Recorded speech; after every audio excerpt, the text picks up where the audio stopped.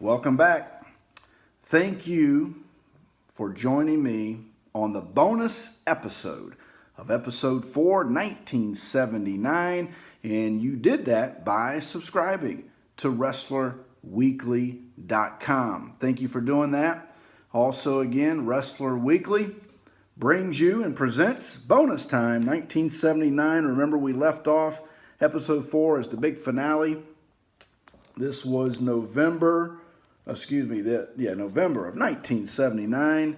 Ric Flair signed with the U.S. title. Now, what's the story? What's the big deal? Why a bonus episode for this magazine? Well, it's my favorite magazine. It's my all-time favorite wrestler. And it's my all-time favorite belt. Now, this magazine sold out in minutes. I mean, it went on the shelf. Ric Flair was so hot, so popular, and it sold out. And so this magazine, how did I even know this existed? Because remember, when you went back through back issues, I just happened to have a magazine right here. And so when you went through and you had to go and you see like the back issues and they had the little capsules there. Well, here's one, gives a perfect example. If you can see this, see where it had a little box that says sold out? And you can't really see this one sold out. You can't really see what is happening there, what it is. You might know the month because you can kind of follow along. But how did I even know as a kid this magazine existed? Well, let me show you. I'm glad you asked. Look what's on the back of this. Who remembers this? If you can see that, I'm zoom it in there a little bit for you. But this was an advertisement for Wrestling Album number 4. And all of these pictures were covers of magazines. How did I find that out? Well, I had a few of these. And I started just kind of figuring it out. And there it was. And I'm like, man, is there an actual magazine with Ric Flair on the cover? So I started doing the research. I started trying to figure it out. And all I could see on the sold, so picture this. If this magazine is the little sold out block, all I could see was this, legs. And all I could see at the top was a little bit of red, okay? Legs at the bottom, red at the top, okay? See, I was doing stuff, the American Pickers. I was doing stuff way before these guys. As a kid, I'm researching the heck out of stuff, trying to find stuff. Remember, when I was growing up, no internet, we had no cable in our house. So the magazines, this is how we caught up on stuff. This is how we knew things. So because of this little picture, I knew there had to be a magazine. And so I narrowed it down and I found out, because I matched what the picture was here with the legs and the red. I saw that red at the top and I said, okay, this is November of 79, Best of the Wrestler. So now let me let me fast forward. Okay? Let me fast forward because I'm doing this research now. I mean, years passed. I did not have this magazine. Years passed.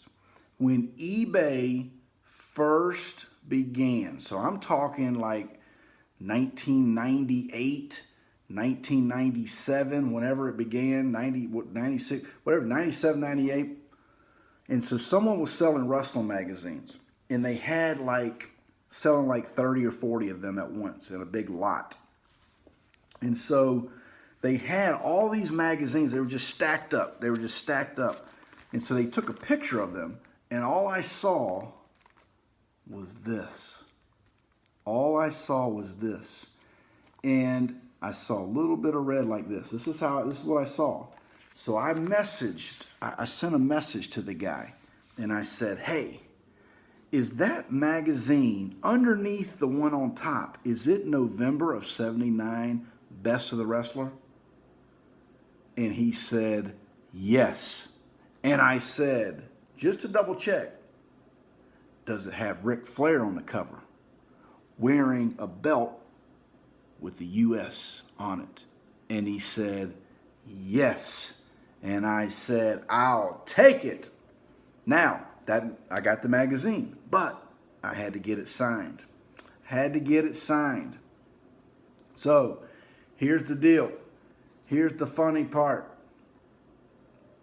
And I know you've seen this. If you follow me on Twitter, you've probably seen this picture. Matter of fact, I put the picture up to advertise this episode of 1979. It's me and Ric Flair. It's in a Walmart. And I'm talking back 19, what was it, maybe 2004, 2003, 2004, Walmart. Okay, Ric Flair. I stood in line for 5 hours. I was third in line.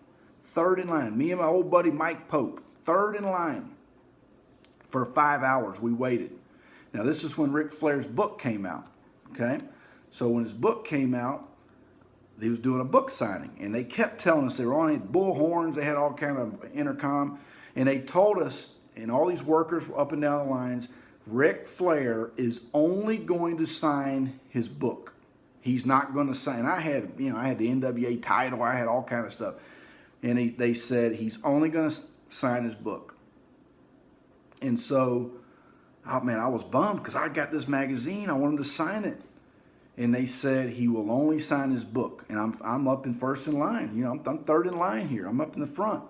So here comes Rick, and he's he's got some water. And here it is, and I'm like, man, I'm right here. It's Ric Flair. And I had his book. So, the first guy goes, second guy. So I go up, and he signs my book. All right, and I've got the magazine. I have the magazine, and I'm holding so they wouldn't let me sign them. They wouldn't let me get it signed.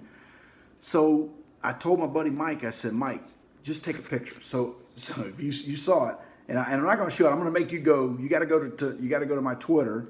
All right, you got to go to @WrestlerWeekly and look at the picture. But I'm like holding the magazine with Ric Flair behind me, trying to get a picture. I mean, it was so forever. I mean, that was over 10 years. That was my biggest regret in life, that I'm standing there, because here's what happened. You know what happened. After 5, 6, 10, 15, 20 people went by, I mean, Rick's signing everything. He's signing books, he's signing hats, he's signing all kind of stuff, you name it, he was signing it. And here I am with a book, which is fine. Love the book, love the book. But I didn't get the mag signed. I got a picture holding this mag with Rick, but did not get the mag signed. All right, fast forward. About another 10 years goes by, and 2 years ago, got to meet Rick and got to talk to him in a small town in Georgia. Got there early, right? Worked it out. And I'll never forget being able to take this magazine and put it across the table and have him sign it. Was one of the best thrills of my collecting career, if you will, to be able to get Rick to sign this. My favorite magazine, my favorite wrestler, my favorite belt. Then, last year, I had an opportunity to be able to get my favorite belt.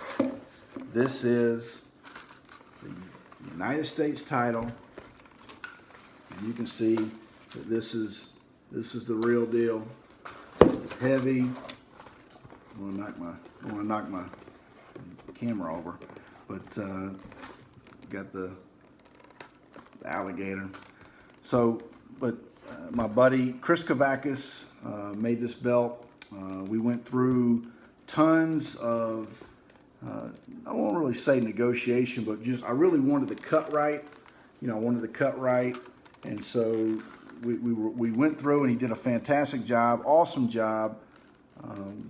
Dick Bourne has seen this belt, and he kind of gave it a nod, but I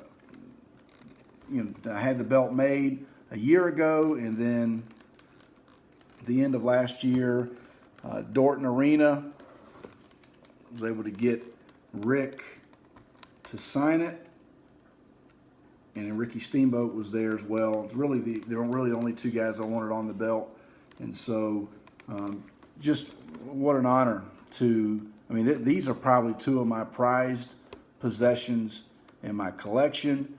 Favorite mag, favorite wrestler, autographed, favorite belt, autographed, Ric Flair, if you can see that. And so just an honor. So thanks for joining me on the bonus episode of 1979. Thank you for joining and subscribing to WrestlerWeekly.com. Thank you for following me on Twitter at WrestlerWeekly. You can also follow us on Instagram, Facebook, and many, many different ways to follow. But Wrestler Weekly, we thank you for your support, and we'll see you down the road. Don't miss it. Be there.